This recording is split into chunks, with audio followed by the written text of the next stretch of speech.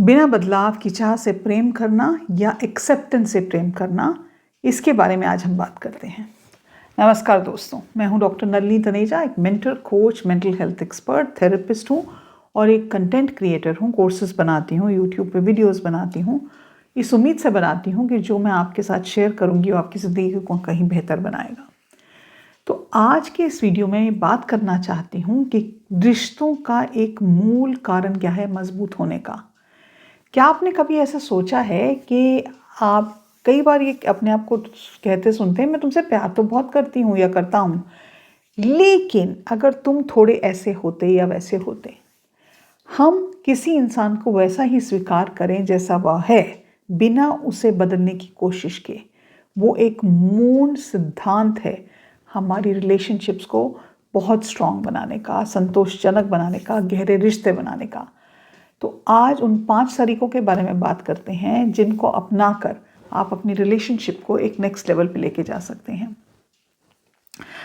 मैंने अपने काउंसलिंग के करियर में, थेरेपी के करियर में इतनी ज़्यादा रिलेशनशिप्स में दरारें पड़ते देखा है क्योंकि एक्सेप्टेंस ही नहीं होती। पूर्ण स्वीकृति, जैसे हैं वैसे किसी को एक्सेप्ट करें या उसको प्यार करें, इसका मतलब ये है किसी इंसान के जो गुण हैं, अवगुण हैं, उन दोनों के साथ उनको स्वीकार करें।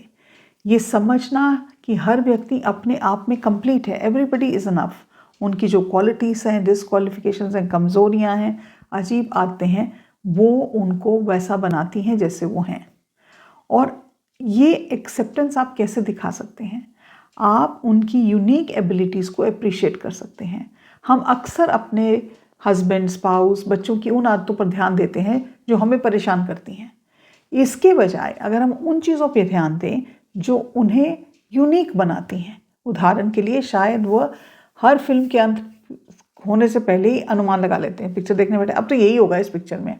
आप इसे परेशान करने वाला मान सकते हैं, या फिर आप ये सोच सकते हैं, वाओ क्या एबिलिटी है ना प्रेडिक्ट करने की कि पिक्चर में क्या होगा। अपनी अपेक्षाओं को पहचानें और उन्हें जांचें। क्या आप अपने साथी से एक बिल्कुल परफेक्ट इंसान की उम्मीद कर रहे हैं? क्या आप ये उनको रियल वे में देखना नहीं चाहते क्योंकि आपको ये लगता है आप परफेक्ट हैं? तो मेरा पहला सवाल तो आपसे ये है कि क्या आप परफेक्ट हैं?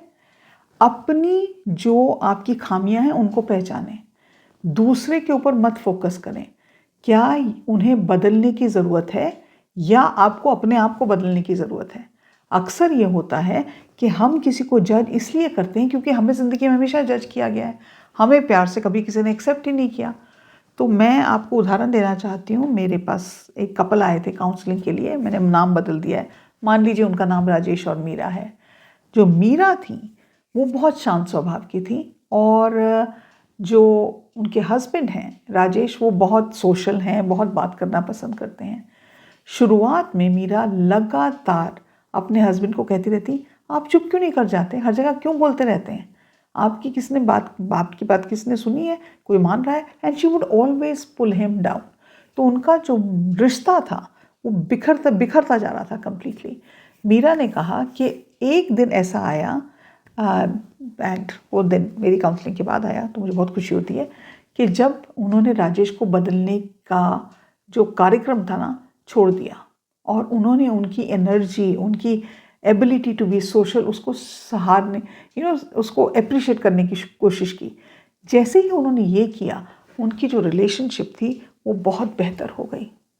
दूसरी चीज़, आलोचना करने से पहले अपने आप को ये सोचें, ये समझें कि हर इंसान की ज़िंदगी की अलग अपॉर्चुनिटीज़ हैं, उसकी परिस्थितियाँ अलग हैं, उनके एक्सपीरियंसेस अलग हैं।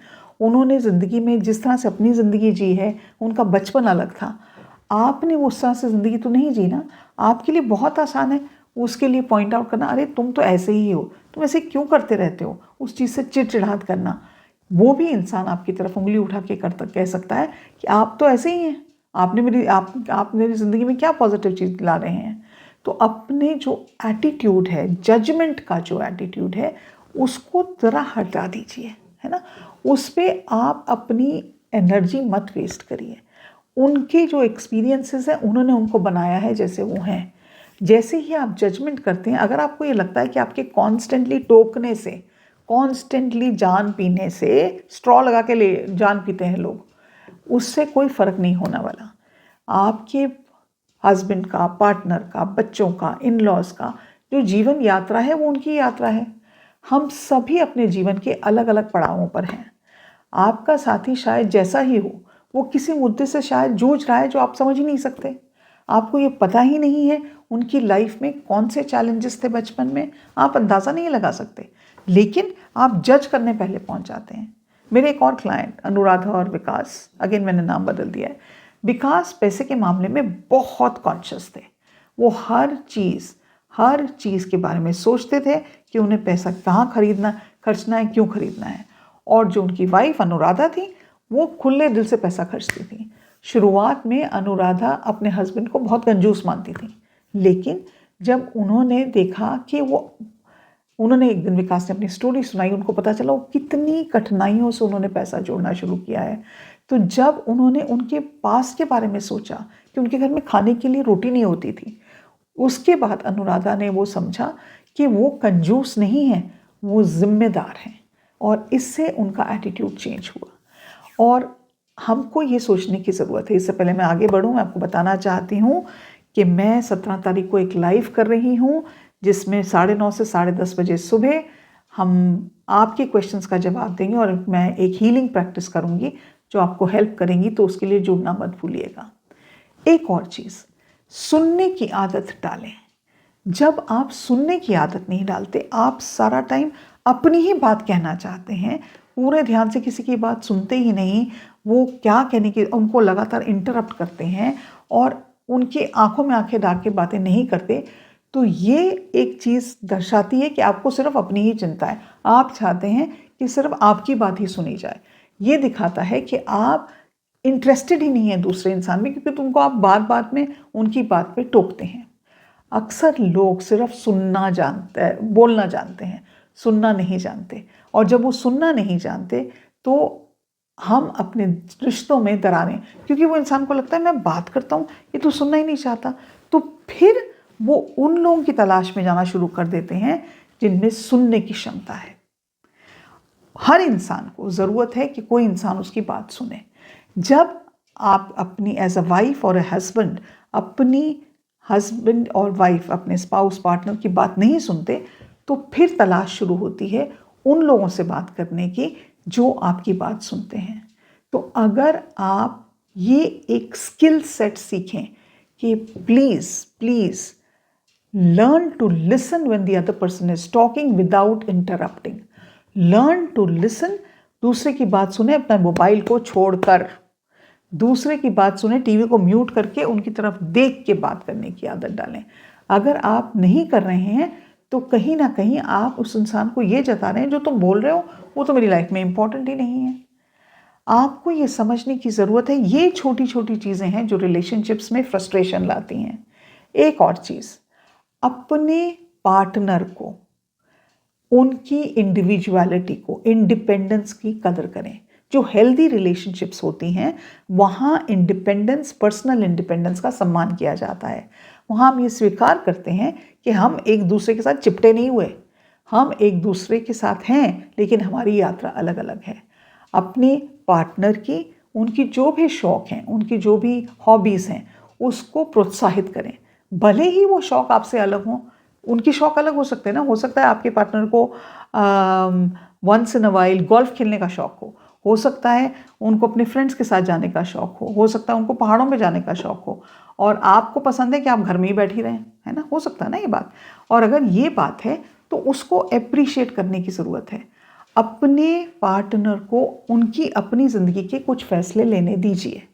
ये निर्णय जो हैं उनके लिए इम्पॉर्टेंट हैं, लेकिन हर चीज़ में हर चीज़ एक साथ करना ज़रूरी नहीं है। अपने एक दूसरे के साथ कॉन्स्टेंटली कहना तुमने मेरे बिना ये किया, तुम तो पिक्चर देखने चले गए, तुमने तो मेरे बिना पार्टी कर ली, ये ताने देने से क्या होगा? आप अपनी ज़िंदगी बनाइए। क्यों ऐसा नहीं है? मेरी फ्रेंड्स हैं कुछ, वो मैरिड हैं और वो कई बार अपनी पार्टनर के अलावा हॉलिडे पे जाती हैं। जब शुरुआत में मैंने अपनी जब काउंसलिंग प्रैक्टिस की तो मेरे पास एक कपल आया था ये कई साल पुरानी बात है। तो वो वाइफ की ये प्रॉब्लम थी, वो ये कह रही थी कि मैम ये हर जगह अकेले जाते हैं, इनको ना हॉलीडे पे जाना है तो ये अपने दोस्तों के साथ चले जाएंगे, ये गेम खेलने जाते हैं तो भी अकेले जाते हैं, पिक्चर देखने जाते हैं तो भी अकेले जाते हैं। तो मैंने पूछा उनसे कि आप अकेले क्यों जाते हैं? तो उन्होंने ये बताया, उनके हस्बैंड ने ये बताया कि मैम मैं कोई भी आइडिया देता हूँ तो ये कहती है मेरे को नहीं करना। मैं कहता हूँ हॉलीडे पे जाते हैं, मेरे को नहीं करना। पिक्चर देखने जाते हैं, मेरे को नहीं करना। मुझे बच्चों का सवाल, तो बच्चों की चिंता ही नहीं है, तुम तो पिक्चर देखना चाहते हो, बच्चों का क्या होगा? आपकी शादी आपके हस्बैंड से साथ हुई है, आपके बच्चों के साथ नहीं हुई। So it's important that you realise that you have to adjust and understand that other person and you have to give them space. उनको आपने जगह देनी है कि वो अपनी पर्सनैलिटी, अपनी जो इच्छाएं हैं उनको वो कर सकें जैसे वो करना चाहते हैं। अगर आप ये नहीं करेंगे तो आप किसी का गला घोट रहे हैं, आप लिटरली ताने मार मार के उसका गला घोट रहे हैं, क्योंकि वो कुछ करना चाहता है जिसमें आपको कोई इंटरेस्ट नहीं है। एक और चीज़ बहुत ज़रूरी है जब हम एक्सेप्टेंस की बात करते हैं, जब एक रिलेशनशिप में प्रेम की बात करते हैं, वो है छोटी छोटी बातों के लिए धन्यवाद दे सकते हैं, प्लीज़ एंड थैंक यू बोल सकते हैं, अपना आभार व्यक्त कर सकते हैं। जो आपके पार्टनर के गुण हैं उनकी तारीफ कर सकते हैं। मुझे ये पसंद है कि तुम हमेशा दूसरों की मदद करने के लिए तैयार रहते हो। अपने जो पार्टनर हैं उनकी तरफ ग्रैटिट्यूड का भाव रखें। उनकी वो नहीं कर रहे इसलिए मैं नहीं करूँगी, तो I think there is no answer to that.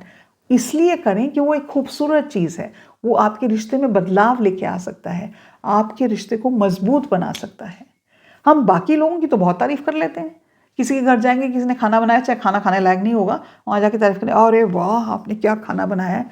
लेकिन हम घर आके अपने पार्टनर की तारीफ़ नहीं कर सकते, क्योंकि हमने जो चश्मा है ना, वो चश्मा सिर्फ क्रिटिसिज्म का लगा रखा है। अगर आपके पार्टनर चाहे हस्बैंड हैं चाहे वाइफ हैं, अगर आपने सिर्फ चश्मा क्रिटिसिज्म का लगाया है, आप उसी रिश्ते में जहर घोल रहे हैं जो आपकी ज़िंदगी का सबसे मजबूत रिश्ता है। और फिर आप कहते हैं मैं तो खुश नहीं हूँ, मेरी लाइफ में पीस नहीं है। शांति कहाँ से आएगी? शांति को तो आपने टाटा बाय बाय कर दिया, क्योंकि आपने तो 24 घंटे उसको जज किया, उसको रोका, उसको टोका, उसकी बात नहीं सुनी। हमें अपने साथियों को बदलने की बजाय अपने आप को बदलने की कोशिश करनी चाहिए। अपने ऊपर काम करने की ज़्यादा ज़रूरत है, अपने आप को स्वीकार करने की ज़रूरत है। याद रखें, सच्चा प्रेम ना तो अपने साथी के एक आदर्श रूप में ढालने की कोशिश से होता है, ना ही अपनी इच्छाओं के हिसाब से उनको बनाने में होता है। सच्चा प्रेम तब होता है कि मैं ऐसी हूँ, अच्छी भी हूँ और बुरी भी हूँ, लेकिन मैं पूरा पैकेज हूँ। तो क्या आप मुझे वैसे एक्सेप्ट कर सकते हैं जैसी मैं हूँ? वो कन्वर्सेशन लाना। अगर कुछ चीज़ें हैं जो आपको बिल्कुल पसंद नहीं है, उसके बारे में बात करना। कुड़ कुड़ के मरने की ज़रूरत नहीं है। कोई दुनिया में इस लायक नहीं होता कि आप अपनी ज़िंदगी को दाव पे लगा दें उनकी खुशी के लिए। तो कोशिश करें, जब हम बात करती हैं पॉजिटिव रिलेशनशिप्स की, जब हम बात करते हैं हैप्पी रिलेशनशिप्स की, उसमें काम करना पड़ता है और कई काम ऐसे करने पड़ते हैं जो हमें अच्छे नहीं लगते, और उन कामों को करने के लिए आपको ही अपने एटीट्यूड को चेंज करना पड़ेगा। मैं उम्मीद रखती हूँ आप इसके बारे में सोचेंगे और आप इस चीज़ को एक नज़रिया अपनी ज़िंदगी का बदलेंगे कि हम किसी को बदल नहीं सकते, हम किसी को एक्सेप्ट कर सकते हैं, खूब सारा प्यार दे सकते हैं और अपने रिश्ते को मजबूत बना सकते हैं। अगर आपको चैनल का कोई भी कंटेंट अच्छा लगता है तो सब्सक्राइब करना मत भूलिएगा और नोटिफिकेशन आइकॉन बटन दबा दीजिए, ताकि जब भी वीडियो बने, मैं रोज़ एक वीडियो बनाती हूँ, आपको उसकी इन्फॉर्मेशन मिल जाए और आप उसको देख सकें। आपके कमेंट्स का हमेशा मुझे इंतज़ार रहता है, मैं हर कमेंट का जवाब देती हूँ, और आप लाइक करें, शेयर करें और कोशिश करें कि अपनी ज़िंदगी में कड़वाहट कम करें और प्रेम को ज़्यादा बढ़ाएं। आज के लिए इतना ही। नमस्कार, अगले वीडियो में जल्द ही मिलते हैं।